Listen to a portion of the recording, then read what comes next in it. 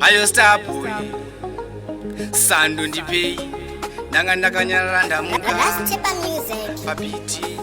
Kamudire kano ndichakachusu Kana ndizi naye yandivilepo Pamoyo akandibaya nefumu rizere nerudo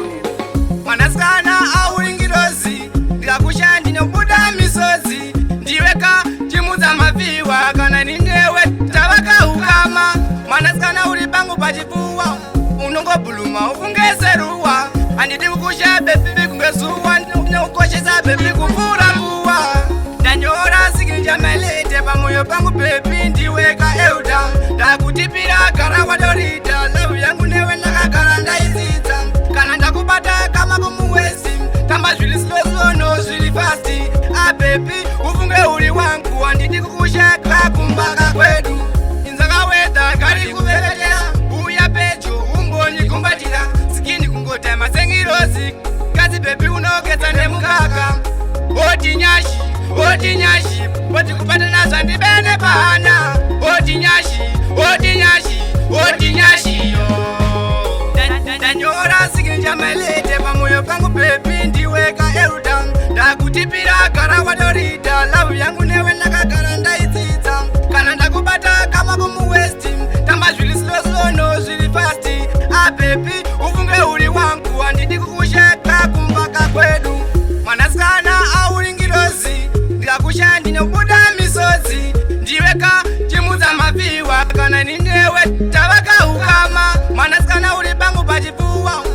Unongobuluma ufungeseruwa Andidi kukusha bebi kungezuwa Ndinokukoshesa bebi kufura nguwa Ndanyora sikinja melete pamoyo pangu bebi ndiweka euda Ndakutipira gara wadorita Lavu yangu newe nakagara ndaizidza Kana ndakubata kama kumuwezi Tamba zvili slow no zvili fasti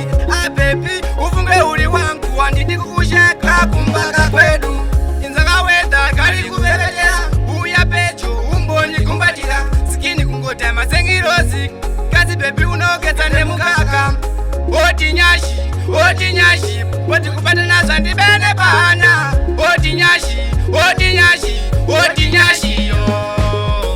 Ndanyora sikinja melete pamoyo pangu bebi ndiweka euda Ndakutipira gara wadorita Lavu yangu newe nakagara ndaitsitsa Kana ndakubata kama kumu westi Tamba zvili slow no zvili fasti bebi ufunge uri wangu Andidi kukusheka kumbaka kwedu Mwanasikana auringirozi Ndikakusha ndinobuda misozi Ndiweka chimudza mafiwa Kana nindewe tavaka ukama Mwanasikana uri pangu pachipuwa Unongobuluma ufungeseruwa Andidi kukusha bebi kungezuwa Ndinokukoshesa bebi kufura nguwa Ndanyora sikinja melete pamoyo pangu bebi ndiweka euda Ndakutipira gara wadorita Lavu yangu newe nakagara ndaizidza Kana ndakubata kama kumuwezi Tamba zvili slow no zvili fasti bebi ufunge uri wangu Andidi kukusheka Ndanyora sikinja melete pamoyo pangu bebi Ndakutipira gara wadorita Lavu yangu newe nakagara ndaizidza Kana ndakubata kama kumuwezi Tamba zvili slow no zvili fasti ufunge uri wangu